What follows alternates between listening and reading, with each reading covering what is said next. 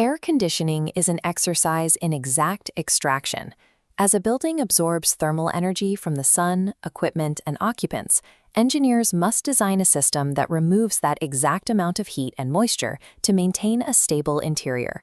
To calculate this extraction, we map the properties of the air onto a psychrometric chart. Every physical intervention made by the mechanical equipment corresponds to a precise geometric vector on this grid. This schematic shows the hardware executing those vectors. Mixed return and outdoor air passes through a conditioner into the room. We analyze this using thermodynamics and conservation of mass. Defining control volumes proves energy and mass entering always equals energy and mass leaving. Applying these laws presents a practical translation challenge.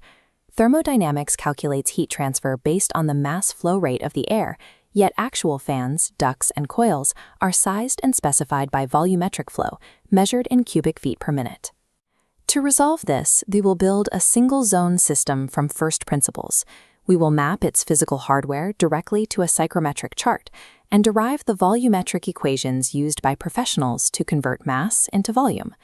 Looking at this space HVAC diagram, the conditioned room is our primary control volume. Supply air enters at state 1, leaving at state 2. Inside, we account for two disturbance variables, sensible heat gain, labeled QS, and moisture gain, labeled sum of MW. To maintain a steady room temperature and humidity, the supply air must absorb these exact quantities. The mass flow multiplied by the change in enthalpy offsets the total heat, and the mass flow multiplied by the change in humidity ratio offsets the added moisture. We can translate this physical space condition onto the psychrometric chart. We plot our incoming supply air state as point S and our desired room state as point R. Connecting these 2 points defines the sensible heat factor line, or SHF. The slope of this specific vector is strictly dictated by the ratio of sensible heat to total heat within the space. For the system to maintain the set point, the supply air must travel exactly along this path as it warms and humidifies inside the room. This schematic shows the cooling and dehumidifying device. The energy balance across this coil requires that the total heat removed accounts for two things: the drop in the air's enthalpy and the energy carried away by the condensed water draining out. This cooling load has two distinct physical drivers. Sensible cooling lowers the dry bulb temperature, while latent cooling lowers the humidity ratio by physically removing moisture from the airstream. On the chart, this process begins with sensible cooling moving horizontally to the left. Once the air hits its dew point, moisture begins to condense, forcing the vector to bend downward along the saturation curve. Selecting a cooling coil requires finding physical equipment that can generate this exact downward left vector. It must perfectly offset the upward right vector created by the room's internal loads. Before the air ever reaches that cooling coil, return air from the space must be mixed with fresh outdoor air to meet ventilation codes. This diagram illustrates the adiabatic mixing of those two streams. Assuming the mixing process is adiabatic, it is governed by 3 strict conservation equations. No external heat is added or lost, and no mass escapes the ducts. We plot the outdoor air state, O, and return air state, R. The mixed air state, M, falls exactly along the connecting line. Its position is determined by mass ratio. More outdoor air moves M toward O. More return air keeps it near R. Establishing this mixed air state is the critical prerequisite step in the design process. It provides the exact starting coordinates for the cooling coil's load calculation.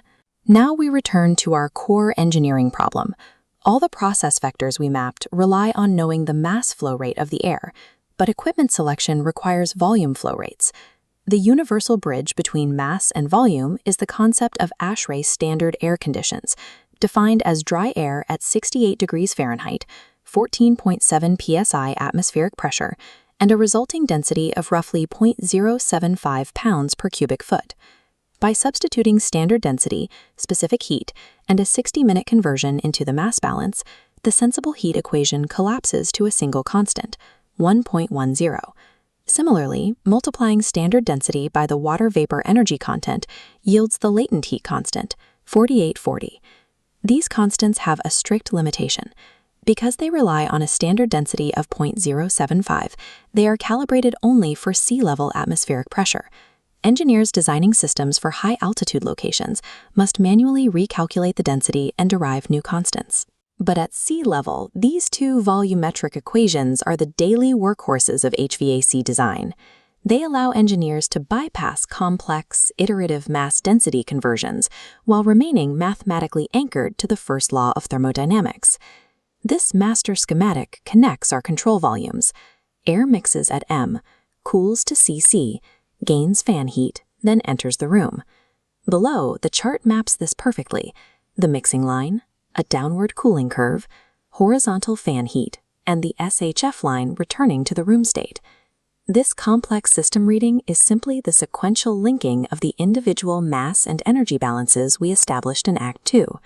The psychrometric path of a stable HVAC system must form a perfectly closed geometric loop, representing steady-state equilibrium.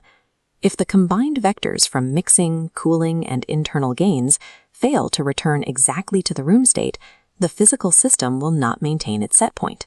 Translating this theoretical geometric loop into physical fan speeds and coil specifications is made entirely possible by the 1.10 and 4840 volumetric heuristics. Mastering the transition from strict thermodynamic mass balance to these applied standard air approximations is the foundational skill required for all advanced commercial HVAC design.